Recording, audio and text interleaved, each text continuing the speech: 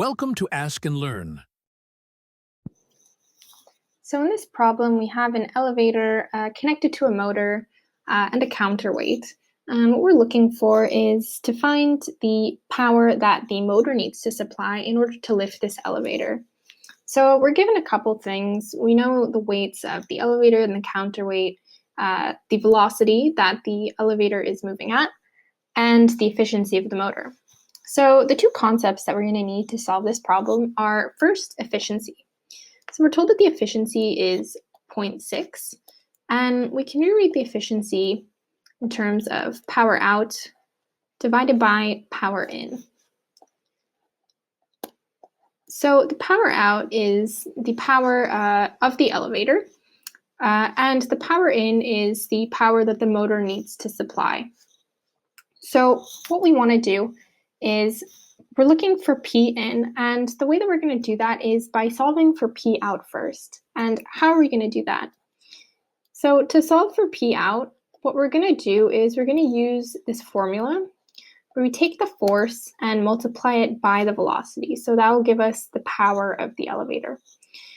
And when we want to find the force, especially within a system like this with a number of different forces enacting on this object, this elevator in this case, what we're going to do is we're going to draw a free body diagram in order to see all the forces that are enacting on the elevator and eventually find this force T for the tension in a single wire. And since we have 3, the total force is going to be 3T.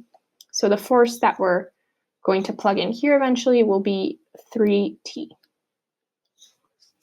So now that we know kind of what we're looking for, we can start to set up by drawing our free body diagram. So if we look at the one for the elevator, we have, I'll represent coming up 3T, these 3 wires that are connected to the motor. And we have TC, which is the tension due to the counterweight. And the reason that we're not including this in the force is because we're looking at the efficiency of the motor. So we only want to count the force that applies to the elevator from the motor. So now if we go back to our free body diagram, we know that ME times G will be the gravitational force that's enacting on the object, the elevator in this case.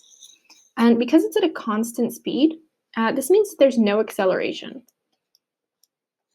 So what this means is that we can rewrite this free body diagram, now that we have our variables, as TC plus 3T equal to the mass of the elevator times G. So we have the mass, and we know that for G, we're using 9.81 meters per second squared. We're solving for 3T, but what we don't know is TC. So what we're going to do is draw another free body diagram, this time for the counterweight. And we know we have TC going up. And then going down, we have the force of gravity again. So that would be MC times G. And again, because the acceleration of the system is 0, we know that TC is going to be equal to MC times G. So now we have something that we can plug into this formula here.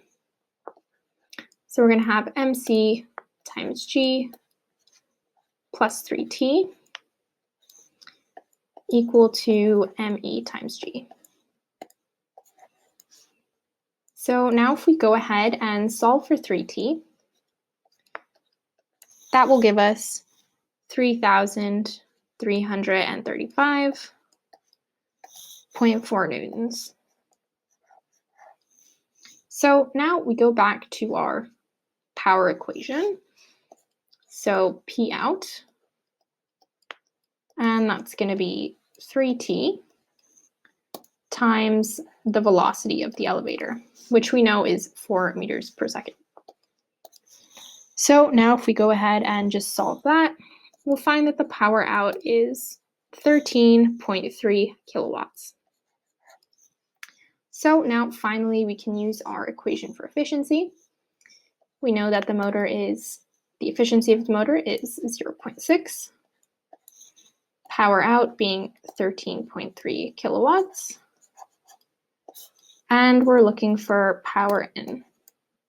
So by just doing some rearranging, we'll find that